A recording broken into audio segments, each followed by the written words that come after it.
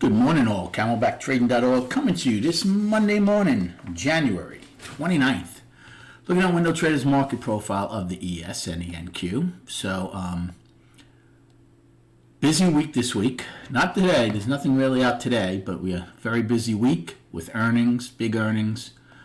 The most important thing for me is the Fed, and then you have non-farm payroll on Friday. I'm calling the daily up to balance. Some people just call this a 3-day balance. I have no problem with that.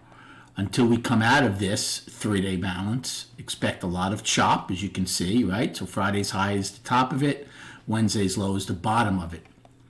So the question is, since it is a quiet day, will we stay in this 3-day balance today, or are we attempting to break out of it to all-time highs again, or to break out of balance to the downside and shake out some week longs? It all remains to be seen. Remember, NQ, I said, is down on the daily, okay? So they need to take out Friday's high to come back into balance. Otherwise, they're still down. Righty, also in a balance. 5-day balance. Last week's weekly gap held.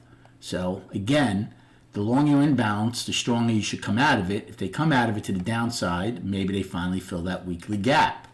All remains to be seen. I can tell you this, though.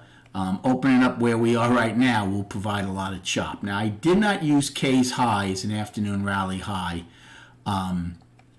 because SPY had taken out E's high in F, which is an afternoon bar, by more than 2 cents, and it was way too close to the day's high to use. Now, ES technically did not. They only took it out by 1 tick, but that little nuance I didn't like. So more importantly to me this morning, as of right now, will be basically, if this is the afternoon rally high, that's going to be more important than K's high, and then value high.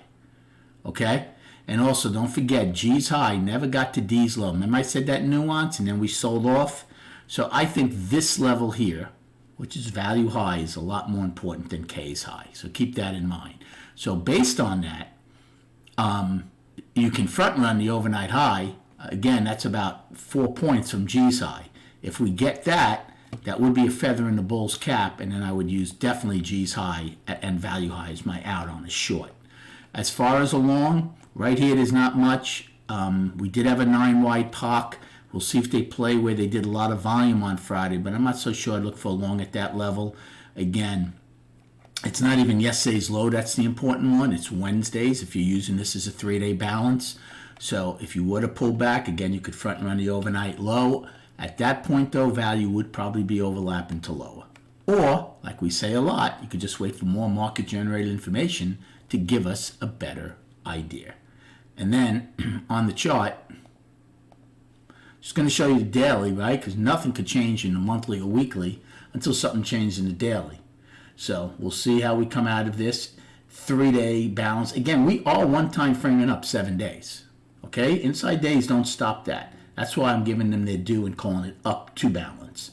But nothing will change until we come out of this 3-day level. Good luck trading today. Thanks for liking and subscribing to this channel. And we'll recap at 4 p.m.